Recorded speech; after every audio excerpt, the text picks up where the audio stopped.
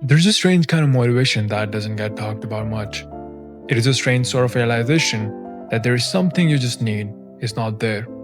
Humans have this drive for meaning and they often feel devoid of that. It is something that no one ever built or someone thought that it was important. It is just the bare feeling of needing something, so that turns into a quiet echo. The echo of absence. According to one ancient myth told by Plato in the Symposium, humans were once complete round beings with 4 arms, 4 legs, and 2 heads. But when they grew too arrogant, challenging the gods, Zeus punished them. He split them in half. Since then, each human walks the earth in search of the missing part of themselves. The message is pretty clear. We humans have been seeking wholeness. We have been seeking meaning. We wage wars for meaning. We fight for meaning. And when we do not find the meaning, we create it ourselves.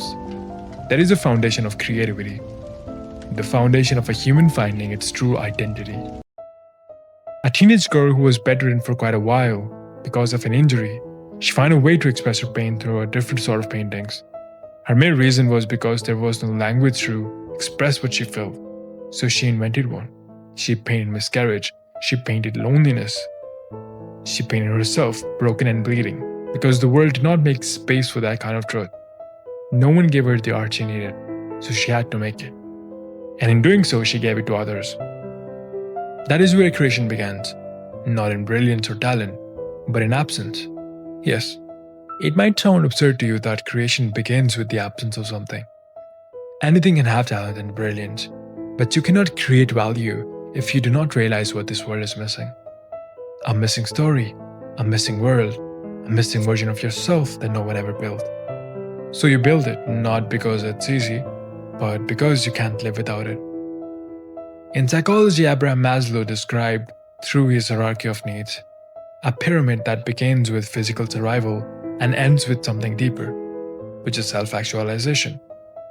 That final stage of becoming who you were meant to be often means reaching inward and bringing something out. The most human thing we can do is to take out the raw, unfinished material of our pain and turn it into something real. Maslow said, "What a man can be, he must be, not for any approval nor applause, but because something inside refuses to stay silent any longer." And in that moment, you're not just expressing yourself, you're actualizing yourself. A psychiatrist who survived the Holocaust wrote that a man's deepest need is not pleasure but purpose. The chart is very simple. Man's need for meaning creates purpose, and purpose creates creations, and creations lead to greatness. In his book Man's Search for Meaning, he said that even in suffering, humans can endure if they believe they're building something worthwhile, that creation, even from pain, gives life its value.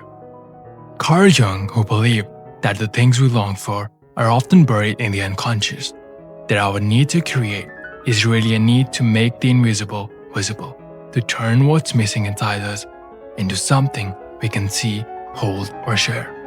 There's even a word for this feeling, Sehnsucht, the German term that doesn't quite translate, but it means a deep, aching longing for something undefined. Not just nostalgia, not just desire, but a pull towards something imagined, something ideal, something you've never had, but can't stop searching for. When you look at it this way, creation is not just about talent, it's about wholeness. It's about reaching into that silent place, the void left by absence, and pulling something out of it. So what really happens after the yake? After you realize that the thing you needed isn't out there? That's where creation begins. Creation as compensation. Psychologists call this a creative adaptation, when the mind responds to emotional or existential lack by generating something new, not to impress, not to win, but to survive. It's not just an artistic impulse, it's a coping mechanism. Carl Jung believed that all humans are driven by the need to express what lies hidden in the unconscious. He called this process individuation, becoming whole by bringing your inner world into reality. This is why so many creative work feels personal, not just in content, but in tone. They don't sound like someone showing off. They don't sound like someone telling the truth, often the first time. And the truth is often born in pain. Think of Vincent van Gogh. He created hundreds of paintings while battling isolation, rejection, and mental illness. At one point, he wrote to his brother, "What would life be if we had no courage to attempt anything?" For him, art wasn't about fame. He never saw it like that. It was a form of therapy, of order, of making sense out of chaos. His brush was a translator for the things he couldn't say out loud.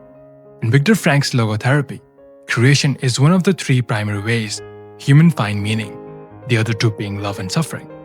To him, people don't just create because they want to. They create because they have to, whether it be for money, fame, or just creating their individuality by doing something meaningful. Because meaning is not something we find by accident. It's something we build on purpose, often in direct response to pain. This is what makes creation different from consumption. When you consume, you fill time. And when you create, you fill space. Space that used to be empty. You start to respect time and things around you. Even Maslow eventually revised his hierarchy. At the very top, beyond self-actualization, he added another level, self-transcendence. This is where creation becomes more than personal. It becomes spiritual. In 1990, Joanne Rowling was sitting on a train from Manchester to London when the idea for Harry Potter first appeared in her mind. But it wouldn't be written overnight. In years that followed, she lost her mother. She gave birth to her first child and fled an abusive relationship. She lived on government assistance, often skipping meals to feed her daughter. She once said, "Rock bottom became the solid foundation on which I rebuilt my life." She didn't write Harry Potter for an audience. She wrote it because she needed that world. A place where courage wins, where love protects, where broken children find family. And because she built it, millions of others could enter it too. But here's the truth. Every creation, before it existed, looked like failure, looked like nothing, sounded like silence, and still someone made it. Because creation isn't about confidence, it's about courage, time. Not just hours spent working, but time taken from everything else. Relationships, comfort, ease, sleep. While others are relaxing, you're revising. While others are consuming, you're producing. While others are doubting, you're still making. Not because it's fun, not because the cost of not making it feels worse. So yes, there's a price to pay, a high one. But here's the paradox. The more painful it is to create something, the more necessary it probably is. Because if the world had already made it, you wouldn't be suffering to make it. Most revolutions are loud. Explosions, protests, big speeches, but not this one. This one starts with a whisper, with a sentence on a page no one has ever read yet. A melody hummed alone, an idea drawn in the margins of a notebook, a feeling that says, "This should exist, and if no one else will make it, I will."